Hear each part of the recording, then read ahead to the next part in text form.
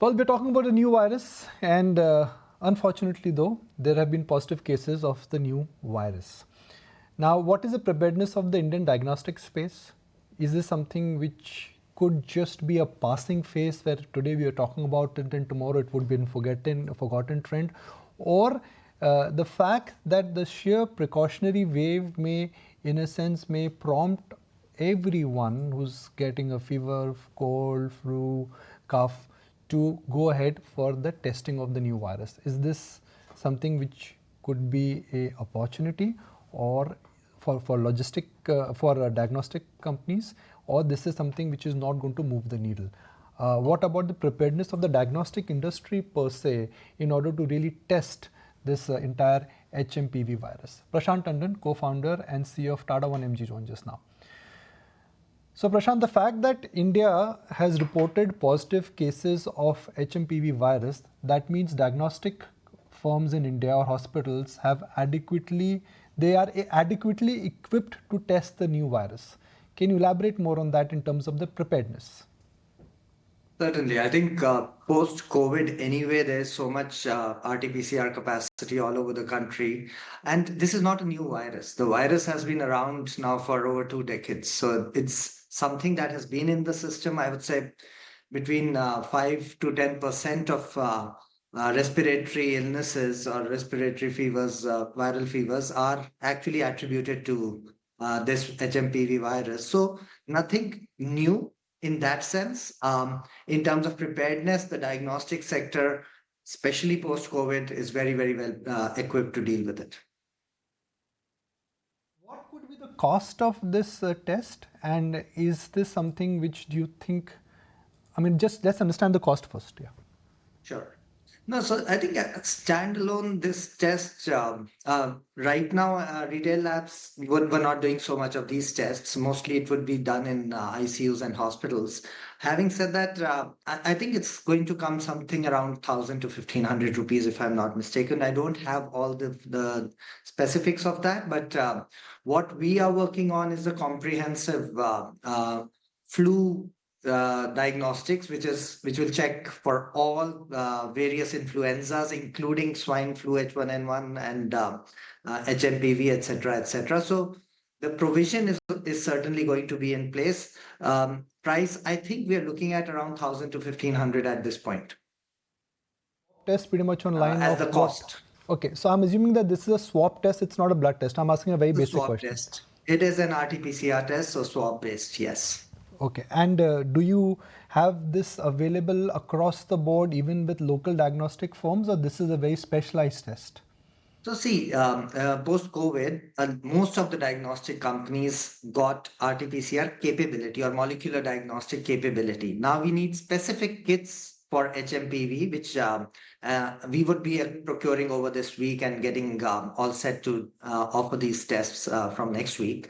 Most of the tests, same situation. It's about getting the specific testing supplies. Otherwise, capability and people are well trained across the country. So I do not think it's a COVID-like situation at all. I think we are very, very well equipped to deal with it. You're going to procure these over the course of next 1 week, but where are you procuring it from? Is it available in India itself? Are there manufacturers here, or are you getting it from abroad and stuff? No, so it is available very much locally. At this point, I don't know if the manufacturing happened in India or abroad, but since this virus has been around for a few decades now, testing, how to deal with it, everything, the protocols are fairly well set. It's just that it wasn't seen as a big concern historically, but 5 to 10% of respiratory flus are actually attributed to HMPV anyway over the last decade or so. So it's not, in that sense, it's not a novel innovation that we need to deal with it, especially from the diagnostic side of things. But are you anticipating, increased demand for this? I mean, what's the scale up that you are willing to do for this? And what's the usual timeline and duration in which you do get the, results out for the test? I think we do anticipate some, just because this virus post-COVID, people are very, very extra cautious, and seems to be an upsurge in China. So there seems to be people want to know what they are dealing with when they have any kind of flu. So I think there will be retail demand. So we are gearing up to fulfill that. So in that sense, will it move the needle for the ecosystem? I don't think it's that material, but I think it's one of the tests that people would like to do just to be sure that they know what they're dealing with. Frankly, post-test also the care is very much symptomatic management of the symptoms as they come. Hydrate, stay safe, keep away from points of infection, and don't get additional bacterial infection if you can avoid that. So that I think it's not a very complex thing at this point, unless there are new strains in play that we do not know about right now. Since you talked about China, I just wanted to get a better sense from you. What are you hearing from the ground? Because I'm sure you've done your checks as well as to what the situation is there. Are there mutations that you know of, or is just too widespread right now there? What's your own assessment of what you're hearing from the ground? It's not, we're not hearing any increase in ILI related admissions in any of the hospital partners that we are in touch with. I think the government also put out its message that it's very much business as usual right now. So I think on the ground, what has really changed is the awareness. A lot more consumers are, I think, a little worried, and they just want to know what's going on more than anything else. I think it's the fear of, is it another COVID like situation we have on our hands or not? But I think there is a material difference. One, we have dealt with this virus for the last couple of decades, so we know what to do with it, how to test, how to deal with it. And secondly, thanks to COVID, so much capacity already exists across the healthcare ecosystem in the country, and surveillance in India is also very well equipped to deal with it. So I don't think I would expect that there is absolutely no reason to panic in my mind at this point. I think what we just need to do is be aware. If somebody feels that it's better to get the knowledge of whether your what sounds like influenza or feels like influenza, is it HMPV or some H1N1 or some other virus, testing is going to be fairly pervasive and easy. That's the thing, Prashant. Do you sense that sort of COVID, or rather post-COVID, our habits have changed? And, one is very swift in actually taking a test and sort of erring on the side of caution. And thereby, do you sense that diagnostics is a meaty business? And would you then be exploring or, sort of investing more in that arm? Certainly. I think diagnostics awareness, even first of all, on the preventive side, the number of tests we see for advanced care, like our advanced cardiac markers, things like homocysteine, apolipoprotein, etc., there's so much demand because consumers want to know well in advance what they are dealing with, and health has come to center stage. So yes, from a company perspective, diagnostics is something that we would continue to actively invest in. It is a area where India has historically been under-penetrated in diagnostics, and I think it's that has changed post-COVID. A lot of proactive diagnostics has become a big part of our ecosystem. Any numbers that you're working with already, Prashant? How much of an investment are you looking at? We'll put those numbers as we go along, I think, I think it's fair to say that this is an area of significant interest, and it will be an area we'll continue to invest. Have you seen a surge in the HMPV testing request, at least at 1 mg? Have you seen a surge in those numbers? Are those meaningful numbers?